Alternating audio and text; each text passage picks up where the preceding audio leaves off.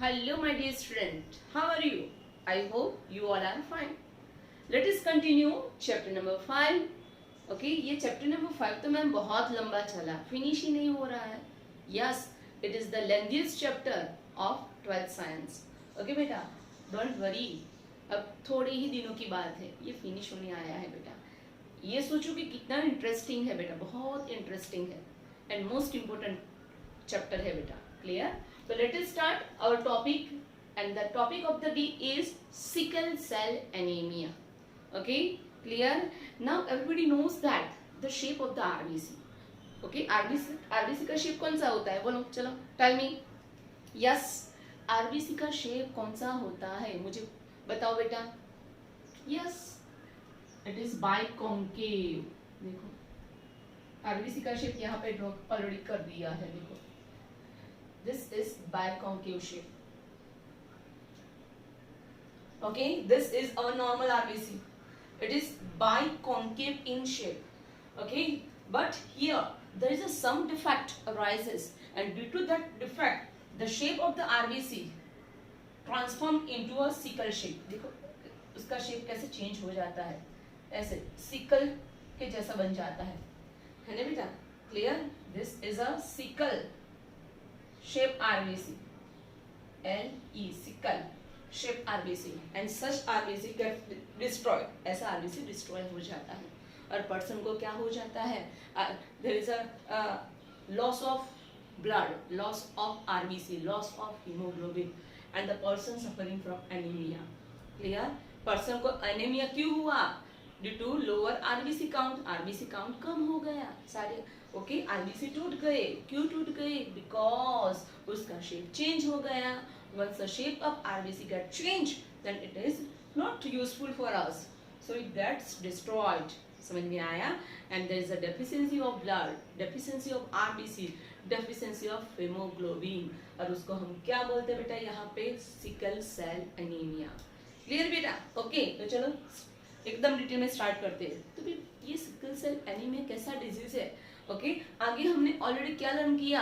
Haemophilia, है ना, colour blindness, दोनों डिजीज लर्न किए थे. Both are X linked recessive disorder. कभी उसके जीन्स है एक्स क्रोमोसोम पे थे और उसमें जो रेसेसिव जीन थे वो डिजीज के लिए रिस्पॉन्सिबल थे. क्लियर बेटा? तो क्या ये एक्स लिंक्ड है? Never. This is not x linked, this is autosome linked recessive trait, है ना. ट्रेट मीन्स कैरेक्टर, और इसके लिए रेसेसिव जीन रिस्पॉन्सिबल है. और ये रेसेसिव जीन किस पर आया होता है? ऑटोसोमल क्रोमोसोम पर. समझ में आया? क्वेश्चन होगा मैडम व्हाट इज ऑटोसोम. हर बार मैं आपको बोलती हूँ कि in human being male and female both are having 23 pair of chromosome in each cell.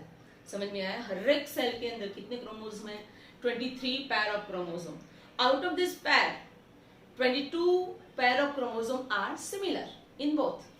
Clear? That similar chromosome are known as autosomes. Clear? And the 23rd pair of chromosome is different in male as well as in female. In male it is XY, whereas in female it is XX. Clear? They are known as sex chromosome. Clear बेटा? Okay, तो चलो आ जाओ बेटा. तो भाई sickle cell anaemia is a autosome linked recessive trait. Yes. MCQ question important. Okay, अब ये डिजीज ट्रांसमिट किस में से होता है? तो this disease is transmitted from parent to progeny. तो पेरेंट कैसे होगे? Here the parent, if the both parent are carrier, दोनों पेरेंट कैरियर होगे तो उसकी ऑफस्प्रिंग को, उसके सन या डॉटर को ये डिजीज डेफिनेटली होगा. ओके, तो चलो देखते हैं कि disease is transmitted from parent to offspring when both the partner are carrier for their gene. समझ में आया? Both the partner means parent means male and female, father and mother. Okay, दोनों कैसे हो गए? हेटेरोजाइगस. हेटेरोजाइगस का मतलब क्या है? कि दोनों के पास एक नॉर्मल जीन होगा और एक डिफेक्टिव जीन होगा. समझ में आया? क्लियर? ओके, कि भाई क्रोमोसोम पेयर में होते हैं, एक क्रोमोसोम पे नॉर्मल जीन होगा, दूसरे क्रोमोसोम पर डिफेक्टिव जीन होगा, म्यूटेटेड जीन होगा. Then that they are known as heterozygous. समझ में आया बेटा? क्लियर? तो दो एमसीक्यू क्वेश्चन आ गए. फर्स्ट कि भाई sickle cell anaemia is a autosome linked recessive disorder. Second point, it is transmitted from parent to progeny. Okay, here both partner means father and mother both are heterozygous. Heterozygous का मतलब क्या है कि दोनों के पास एक डोमिनेंट जीन है और एक रिसेसिव जीन है, तो उसको क्या बोलेंगे हम, heterozygous. Here the both partner, both parent, mother and father, they are carrier. दोनों कौन है बेटा, कैरियर है. समझ में आया बेटा, चलो आ जाओ. The disease is controlled by a single pair of LL. तो ये डिजीज का कंट्रोल कौन करता था बेटा, a single pair of LL control करता था. कौन सी थी वो पेयर, एक थी HbA. Hb का मतलब haemoglobin A, it is a normal, and HbS, it is a mutated, it is a defective allele. समझ में आया, clear? Okay, तो भाई this disease is controlled by a single pair of allele. उसको कौन control करता है, ये एलिल की पैर कंट्रोल करती है. कौन है भाई, HbA, haemoglobin A and haemoglobin S. Clear? Okay, so there are 3 possible genotype. कि भाई ह्यूमन के अंदर ये उसके लिए कितनी पॉसिबल जीनोटाइप है, 3. कि भाई सिकल सेल एनीमिया उसको हुआ है तो उसकी जीनोटाइप कौन सी होगी. सपोज नहीं हुआ है तो उसकी जीनोटाइप कौन सी होगी. समझ में आया, तो देखते हैं. HbA, okay, such gene pair are present in normal individual. We all are normal. हमारे में हीमोग्लोबिन परफेक्टली बनता है. समझ में आया, हमको सिकल सेल एनीमिया नहीं है. उसका मतलब क्या है, our autosome having which pair, HbA. This is the normal pair. This is a dominant pair. Okay, clear? And due to this, we all are normal individual. समझ में आया बेटा, तो भाई HbA is responsible for normal individual. If the pair is HbS, के पैर HbS कैसा gene है, रेसेसिव जीन है, म्यूटेटेड जीन है ना, तो उसको क्या, कौन सी फिनोटाइप दिखेगी, disease phenotype. Phenotype means visible character. Okay, कि भाई जिसके अंदर, जिसके क्रोमोसोम पे ये HbS जीन होगा बेटा, तो उनको कौन सा डिजीज हुआ होगा, सिकल सेल एनीमिया. ओके बेटा. थर्ड पॉसिबिलिटी, HbA, HbS, एक डोमिनेंट जीन, एक recessive gene. Such parent they are known as heterozygous. क्या बोलते हैं, heterozygous. Why, it one dominant allele and one recessive allele, दोनों सेम हो गए तो होमोजाइगस. देखो, this is homozygous, this is homozygous, but this is heterozygous. Clear? Here individual appear unaffected. कभी जो हेट्रोजाइगस होता है वो अनअफेक्टेड होता है. समझ में आया, बट they are carrier, वो कैरियर होते हैं, and transmit the mutant gene to its 50% progeny. तो जो म्यूटेंट जीन होते हैं वो उसकी 50% प्रोजेनी में जाते हैं. सपोज 4 चाइल्ड हो गए तो 2 चाइल्ड को डिजीज होगा, 2 को नहीं होगा. समझ में आया, क्लियर?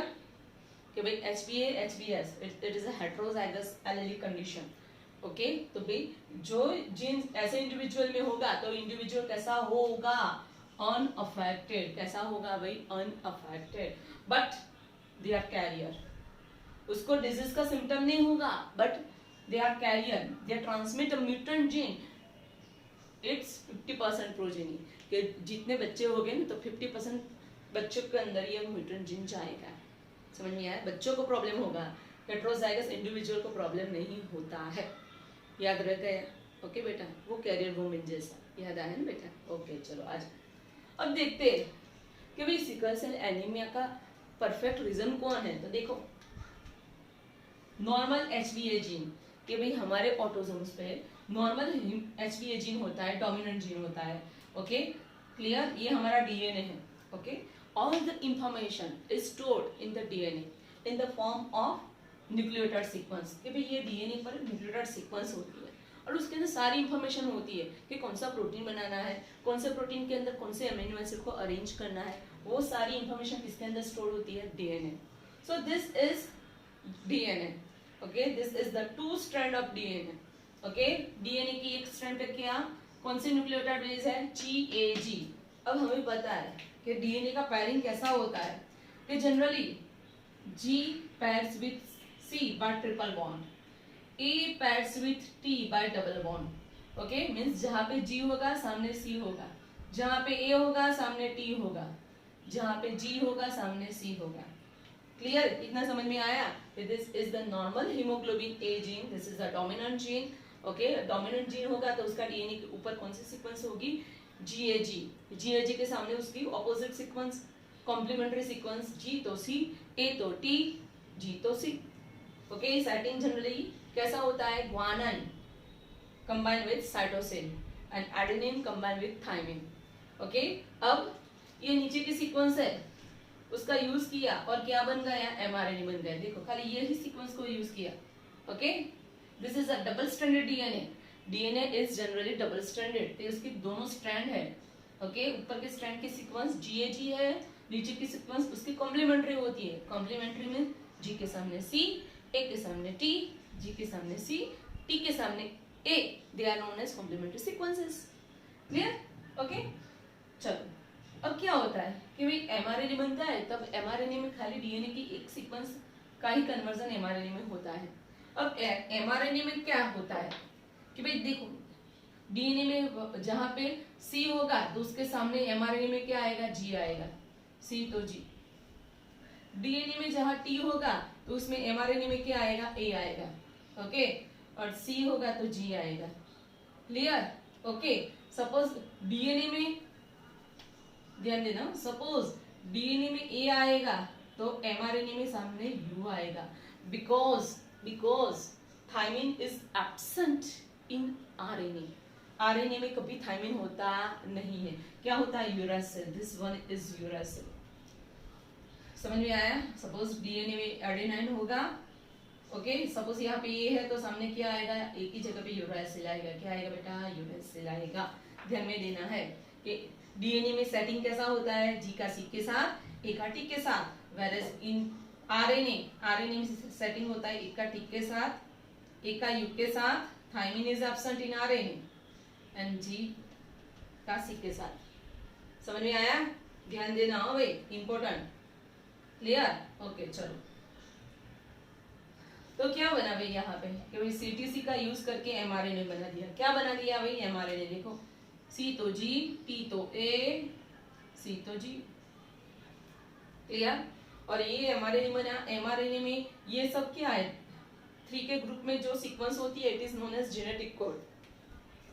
उसको क्या बोलते हैं? कोडॉन बोलते हैं। क्या बोलते हैं? कोडॉन।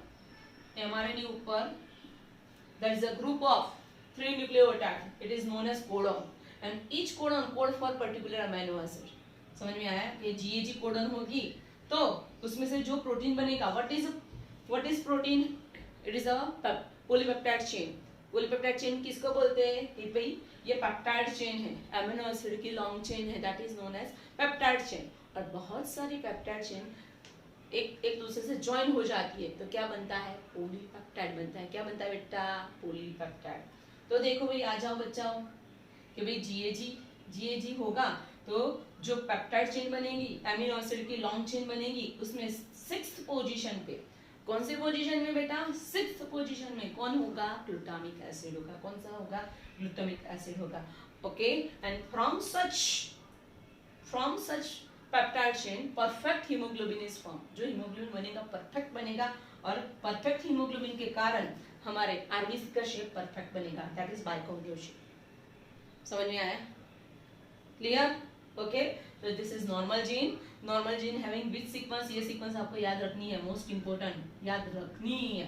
5 टाइम्स ड्रॉ करो, अपने आप याद रह जाएगी। डेली रीड करो कि भाई normal haemoglobin A gene produces, okay, which sequence? GAG तो नीचे सीटीसी का यूज करके एमआरएनए बनाया, GAG. Okay, there is a 3 nucleotide on the mRNA, it is known as codon, and each codon gives the place of particular amino acid। कि भाई GAG codon है तो वहां पे कौन सा एसिड आएगा? Glutamic acid. 6 पोजीशन पे कौन सा आया? Glutamic acid. देखो, first valine, histidine, leucine, threonine, proline, glutamic acid. आपको यही याद रखना है कि 6 पोजीशन में ग्लूटामिक एसिड आया, उसको कौन सी कोडन ने फॉर्म किया? GAG। क्लियर? अब क्या होता है कि भाई हियर म्यूटेशन टेक्स प्लेस। क्या हुआ? Mutation means there is a change in DNA molecule. DNA का मॉलिक्यूल चेंज हुआ। कैसे चेंज हुआ देखते हैं। देखो, आ जाओ बेटा, कि भाई सिकल सेल HBS जीन, ये डिफेक्टिव जीन आ गया किसी पर्सन के अंदर। कौन सा जीन आ गया? ये डिफेक्टिव जीन आ गया। और डिफेक्टिव जीन में क्या हुआ? देखो ये नॉर्मल जीन में क्या था? GAG था। डिफेक्टिव जीन में क्या हुआ? GTG। सब्स्टिट्यूशन हुआ, ए की जगह कौन आ गया? T आ गया। एडेनिन की जगह कौन आ गया? थाइमिन आ गया। याद रखना है। चेंज कहाँ पे आया? यहाँ पे आया। रेड पेन से दिखाती हूँ। यहाँ पे A था और यहाँ पे T आ गया।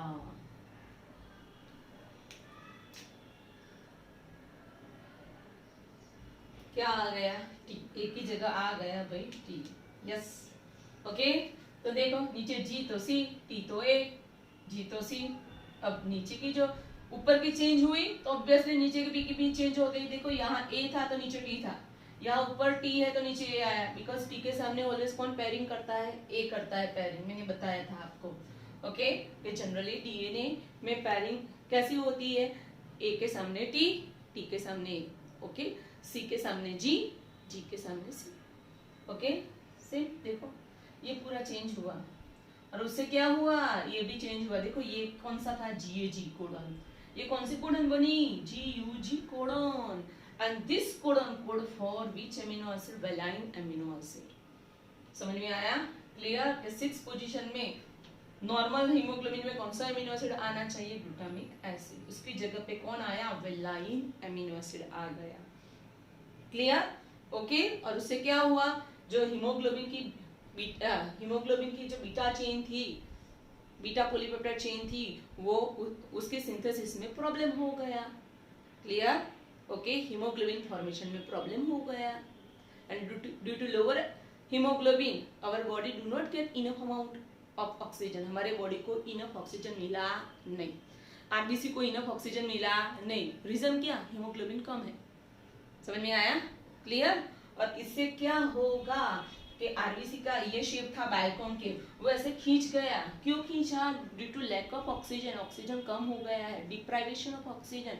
ऑक्सीजन चाहिए तो ये शेप मेंटेन रहेगा, लेकिन हीमोग्लोबिन कम है तो बॉडी के अंदर कम ऑक्सीजन जा रहा है, तो इससे उसका शेप चेंज हो गया, ऐसा लंबा बन गया, सिकल शेप बन गया।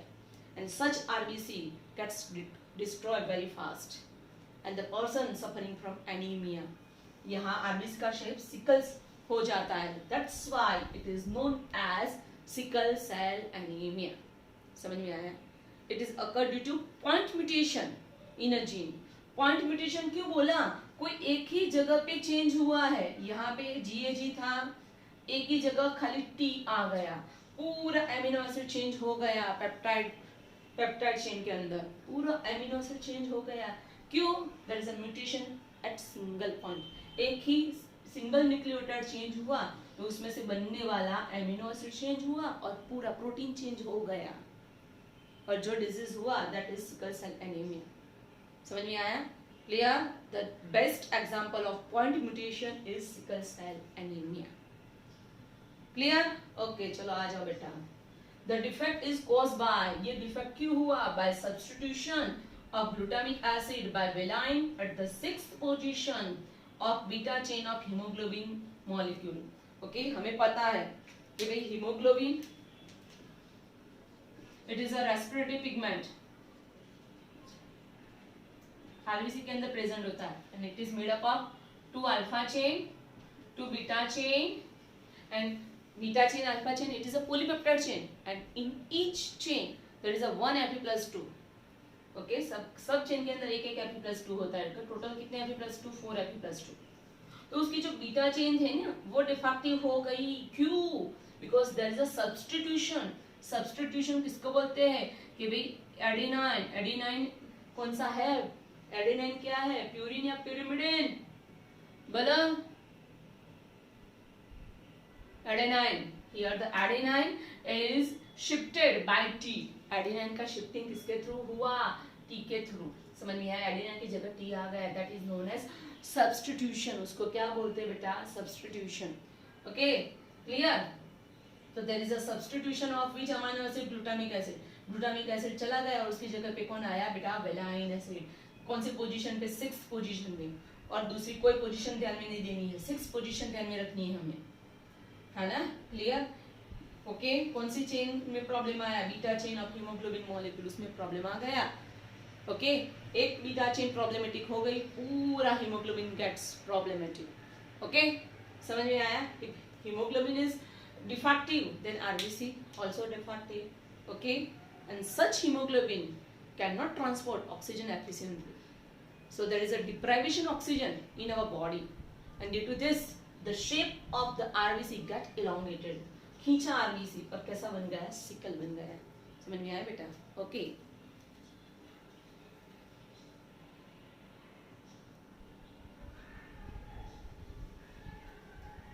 Okay in sickle cell anaemia actually what happens, look here, मैंने यहाँ परफेक्टली लिखा है, आगे भी परफेक्ट ही था लेकिन आपको समझाने के लिए मैंने दूसरी बार लिखा है। आ जाओ बेटा कि भाई the substitution in amino acid, कि भाई हीमोग्लोबिन होता है, यस कि भाई आरबीसी के अंदर कौन सी पिगमेंट होती है, haemoglobin. Okay it is a complex protein, it is a conjugative protein है ना। Haem plus globin, globin is a proteinic part and haem means एपी plus two metallic part. Okay, so the hemoglobin is a metalloprotein, most important neat question। भाई haemoglobin क्या है, मेटालोप्रोटीन है, because उसके अंदर कौन सी मेटल है, Fe+2 मेटल है। समझ में आया? क्लियर? ओके तो भाई haemoglobin is very important for RBC. What is the function of RBC? Transportation of O2 and CO2। तो उसमें ऑक्सीजन किसके साथ बाइंड होता है, Fe+2 के साथ, हीमोग्लोबिन के साथ। समझ में आया? हीमोग्लोबिन के अंदर Fe+2 होता है और उसके साथ ऑक्सीजन बाइंड होता है और वो पूरे बॉडी के अंदर उसको ट्रांसपोर्ट करते हैं। समझ में आया बेटा? तो हियर व्हाट हैपन कि भाई generally this is the normal DNA, if the DNA is normal then normal mRNA is formed and glutamic acid is formed at the 6th position in beta chain of haemoglobin. कि भाई जो haemoglobin का structure सबको पता है, मैंने बारी बारी समझाया है। तो भाई haemoglobin is made up of 4 polypeptide chain, 2 alpha type, 2 beta type and in each polypeptide chain there is a presence of 1 Fe+2। हमें पता है ऐसा ही है। समझ में आया बेटा? क्लियर? तो यहाँ प्रॉब्लम किस में होता है, बीटा चेन में। तो बीटा चेन का सिंथेसिस का जो जीन था ना, तो वो जीन में सीक्वेंस कौन सी थी, ये थी GAG सीक्वेंस थी। बट बाय चांस यहाँ पे एक ही जगह क्या आ गया, T आ गया डीएनए में, एक ही पॉइंट पे चेंज हुआ। T आने से कारण पूरा एमआरएनए बदल गया और पूरा एमिनो एसिड बदल गया। There is a substitution in amino acid. Substitution means change होना, एमिनो एसिड चेंज हो गया किसके अंदर, ग्लोबिन प्रोटीन के अंदर। कौन सा ग्लोबिन, बीटा ग्लोबिन। समझ में आया? Results due to single base substitution. NEET question कि भाई सिकल सेल एनीमिया में बीटा हीमोग्लोबिन चेंज हो जाता है, बीटा ग्लोबिन की चेन चेंज हो जाती है। रीजन क्या, due to single base substitution, कि एक बेस चेंज हुआ, एक ही जगह T आया तो पूरा एमिनो एसिड चेंज हो गया। देखो ग्लूटामिक एसिड 6th पोजीशन में था, वो चेंज होके क्या बन गया, विलाइन बन गया। समझ में आया बेटा? Clear? At the 6th codon of the beta globin gene from GAG to GUG है ना बेटा। GAG का ट्रांसफॉर्मेशन हो गया GUG में, मोस्ट इंपोर्टेंट टॉपिक है। क्लियर? द म्यूटेंट हीमोग्लोबिन, ये हीमोग्लोबिन कैसा बना, mutant, defective, affected. This mutant hemoglobin molecule undergo polymerization under low oxygen tension। कि अब क्या हुआ कि भाई ये सारे जो प्रोटीन बने हैं डिफेक्टिव प्रोटीन, वो पोलीमराइज हो जाएंगे, एक दूसरे से जुड़ जाएंगे। ओके और तब होगा क्या कि भाई जो हमारा नॉर्मल हीमोग्लोबिन था वो ऑक्सीजन को सर्कुलेट कर रहा था, अब ये डिफेक्टिव है, ऑक्सीजन को सर्कुलेट नहीं करता है, तो ऑक्सीजन का जो कंसंट्रेशन है वो लोअर हो गया है। Okay which causing the change in the shape of RBC from biconcave disc to elongated sickle like structure. तो इससे क्या हुआ कि भाई नॉर्मल ऐसा होता ना तो हमारा आरबीसी का शेप कैसा होता बेटा, बाइकॉन्केव। दिस इज बाइकॉन्केव शेप, वो चेंज हो गया, क्यों, वेलाइन आ गया, डिफेक्टिव प्रोटीन फॉर्म हुआ और वो शेप चेंज होके सिकल बन गया। Clear? Such RBC gets destroyed very fast and the person is suffering from anaemia. Okay clear? यहाँ एनीमिया सिकल शेप के आरबीसी के कारण होता है। Clear? That's why it is known as sickle cell anaemia. Clear? This is the best example of point mutation, most important point. तो ये theory है बेटा, गुजरात बोर्ड के लिए भी मोस्ट इंपोर्टेंट है, बोर्ड की एग्जाम में, फाइनल एग्जाम के लिए भी मोस्ट इंपोर्टेंट है, नीट के लिए भी मोस्ट इंपोर्टेंट है। ओके, तो 2 to 3 टाइम वीडियो देखना, 2 टाइम्स उसकी नोट्स बनाना, लिखना और लर्न कर देना। ओके बेटा, ओके, गुड बाय।